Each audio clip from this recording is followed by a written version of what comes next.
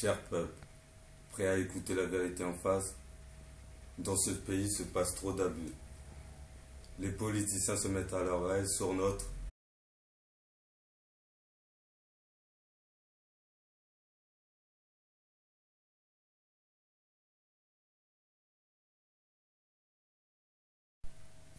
Que représente pour vous le 22 avril 2012?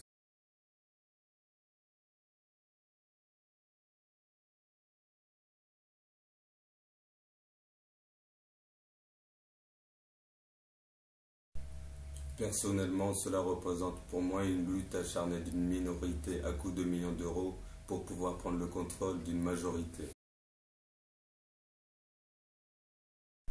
Comme vous l'avez si bien compris, la minorité, c'est ces politiciens qui se livrent une bataille sans merci et qui promettent monts et merveilles au peuple français dans un seul but.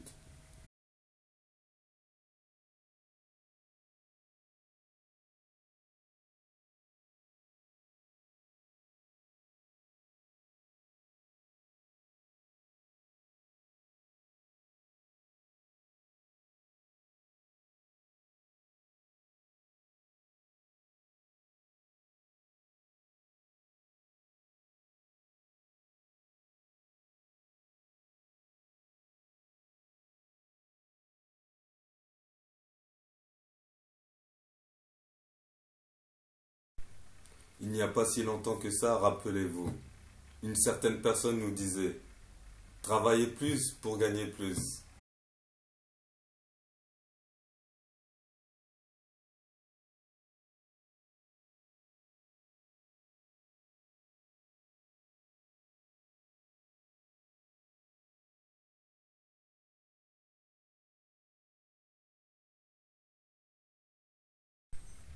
Mais je pense qu'elle a voulu sûrement dire: travaillez plus, dépensez plus et finissez pauvre.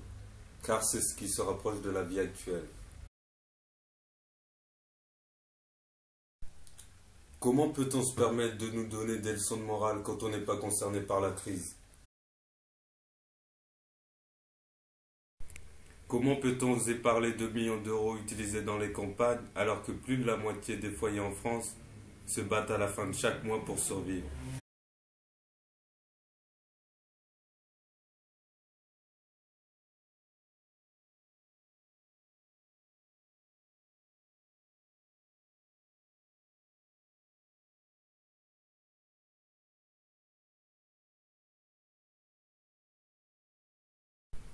Et qu'en est-il de la jeunesse, celle qui est censée représenter l'avenir du pays?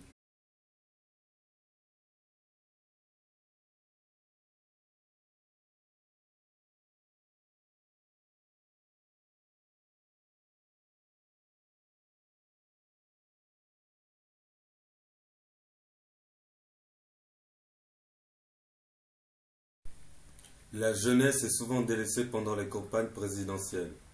Pourtant, il y a pas mal de citoyens de moins de 30 ans en mesure de pouvoir voter.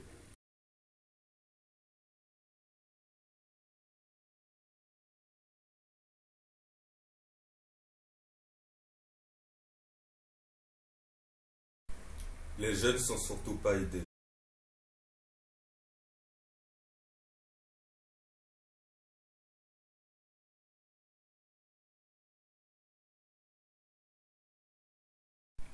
On peut bien le remarquer par les suppressions de postes dans les entreprises.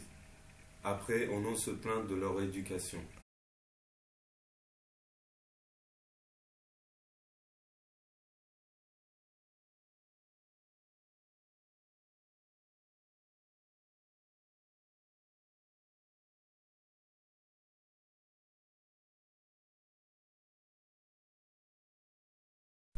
Est-ce que vous trouvez acceptable qu'un jeune citoyen doive faire la manche pour pouvoir se nourrir, se loger et qu'au final il galère?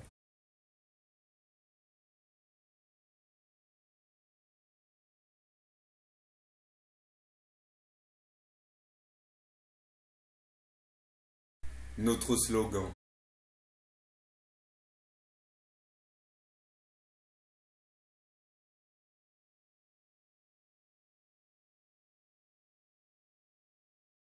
Il est magnifique, mais sur une toile, car ça n'a jamais reflété la réalité. Vous savez, il y a un certain moment où il faut savoir dire.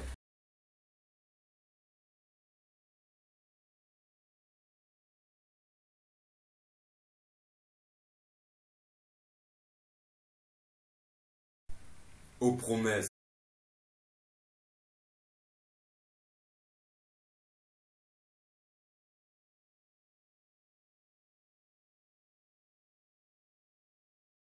aux mensonges,